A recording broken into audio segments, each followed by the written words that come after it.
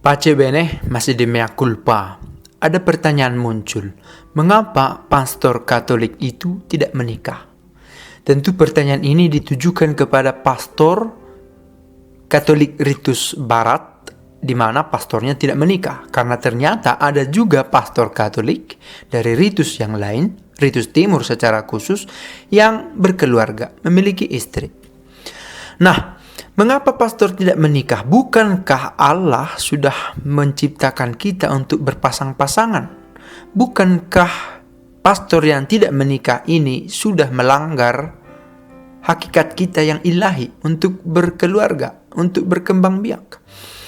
Nah, saya mencoba mengambil jawaban atas pertanyaan ini dari dokumen Presbyterorum Ordinis nomor 16 soal hakikat dari seorang imam, selibat, hidup selibat.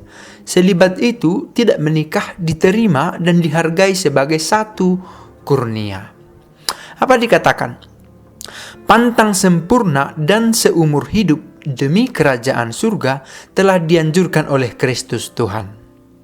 Anjuran untuk hidup tidak menikah itu bertarak dianjurkan oleh Yesus sendiri, berasal dari Yesus sendiri. Dan Yesus sendiri sudah menghidupinya. Kalau kita mau back to Christ, maka Yesus sendiri sudah mempraktekkannya. Ini masih di luar apakah dia itu imam atau tidak. Tetapi sebagai umat beriman, ada anjuran untuk menghidupi cara ini dari Yesus sendiri. Dan di sepanjang masa, juga zaman ini, oleh banyak orang Kristen, telah diterimakan dengan sukarela dan dihayati secara terpuji. Ada yang sudah melakukannya, bukan terutama karena dia imam, bukan, tetapi karena dia Kristen. Entah dia sebagai seorang biarawan atau biarawati, seorang suster atau bruder, juga orang biasa yang memberikan hidupnya secara total dalam pelayanan karitas.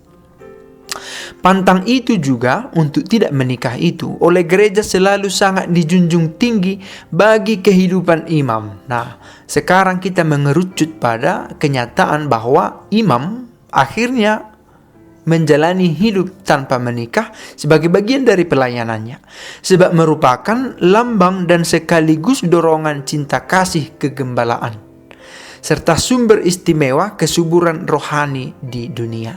Ada yang istimewa dengan tidak menikahnya seorang imam. Itu turut mendukung kesuburan rohani dari umat beriman di dunia. Memang pantang itu tidak dituntut oleh imamat itu sendiri. Artinya, bukan syarat untuk menjadi imam untuk tidak menikah ini dalam dirinya sebagai imamat. Karena ternyata ada pastor menikah, ada seorang yang menikah yang bisa menjadi pastor.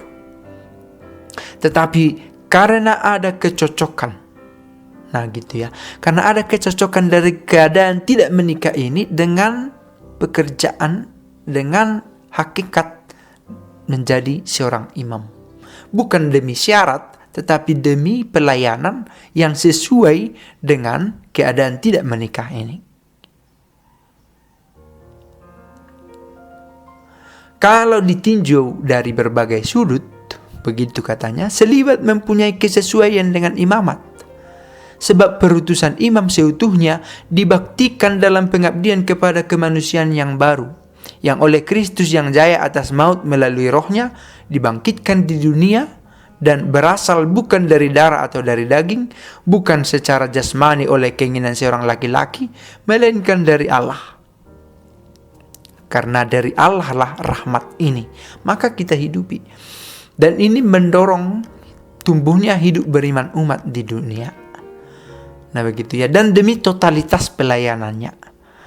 Karena dengan tidak menikah, dia bisa memberikan perhatiannya seutuhnya dalam pelayanannya. Kristus sebagai teladan sudah melakukannya sendiri. Maka alasan kristologisnya adalah untuk meneladan Kristus seserupa mungkin yang bisa dibuat untuk pelayanan.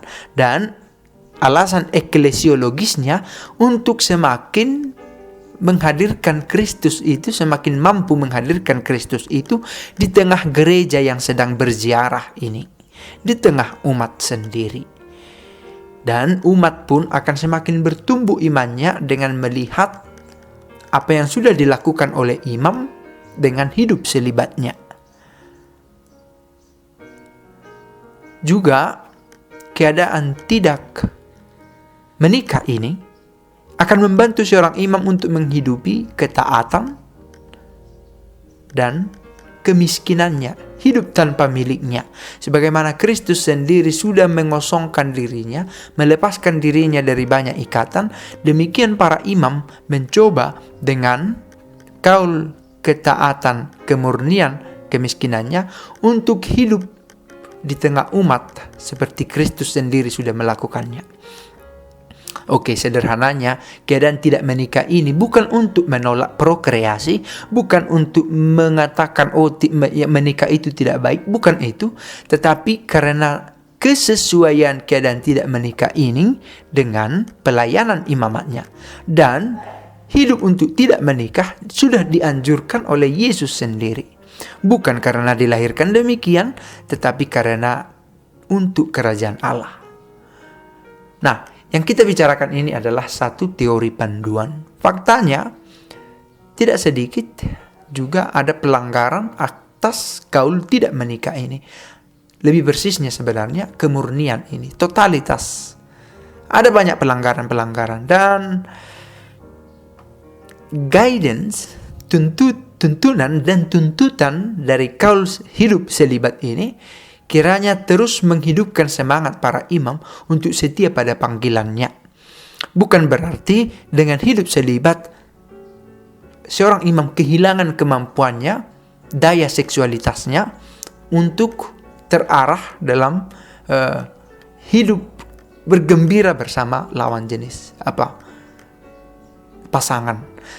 Bukan untuk meniadakan kemampuan, tetapi mengarahkan kemampuan itu untuk seutuhnya kepada Allah sendiri.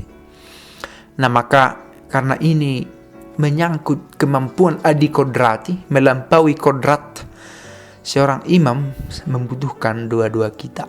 Kita umatnya kiranya bisa membantu para imam kita untuk menjalani peranannya.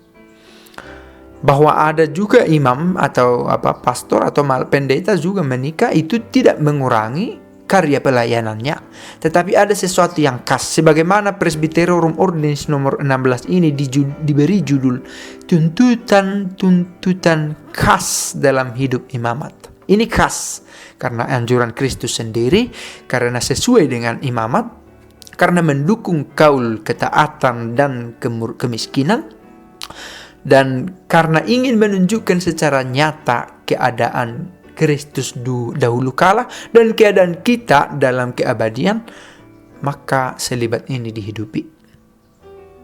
Semoga video ini berguna sebagai informasi, dan harapan kita akhirnya tidak selalu diarahkan dengan sexual abuse. Banyak berita tentang sexual abuse, pelecehan seksual yang dilakukan oleh kaum selibat.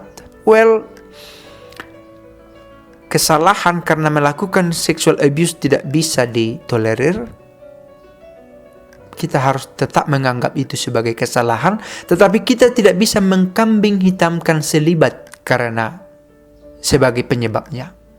Mengapa? Karena ternyata ada juga orang yang hidupnya normal dalam arti hidup dalam perkawinan, toh melakukan sexual abuse, entah kepada istrinya, entah kepada perempuan yang lain, atau lebih muda, pedofilia, atau kepada yang lebih tua.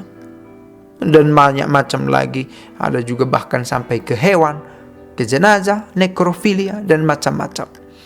Artinya ini menyangkut natura kita. Dan selibat tidak bisa kita jadikan alasan mengapa seorang imam melakukan sexual abuse. Ini soal personality, karakter, dan natura yang tidak terkendalikan. Daya biologis yang tidak dikendalikan oleh daya rasional kita. Begitu saja video ini, semoga berguna dan pace e bene untuk kita semua.